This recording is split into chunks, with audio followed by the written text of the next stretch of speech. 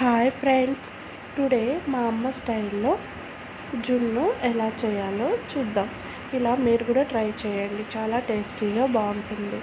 ఇక్కడైతే నేను 1 లీటరు జున్ను పాలను అయితే తీసుకున్నాను. ఇలా ఏదైనా డస్ట్ ఉంటుందని వడగట్టుకుంటున్నాను అనమాట.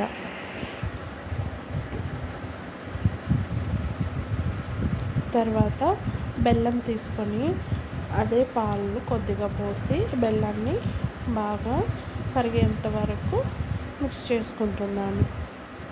దాన్ని కూడా తర్వాత పాలల్లోకి వడగట్టుకోవాలి. అందులో ఏదైనా గడ్డి అలాంటిది ఏమైనా ఉంటుంది కదా, అదంతా పోతుంది.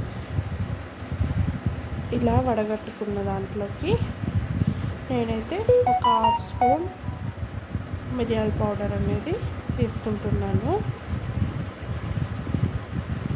తర్వాత కుక్కర్లో ఇలా వాటర్ వేసుకొని అందులో ఒక గిన్నెలో ఈ పాలు పోసుకొని ఆవిరైతే పెట్టుకోవాలి. ఇలా కుక్కర్లో ఒక 4-5 విజిల్స్ వచ్చేంత వరకు ఉడకనిచ్చుకున్న తర్వాత నైఫ్తో ఇలా ప్రెస్ చేసినప్పుడు అంటుకోకపోతే బాగా కుక్ అయినట్లు. తర్వాత ఇలా పీసెస్గా కట్ చేసుకుంటే ఎంతో టేస్టీ జున్ను రెడీ.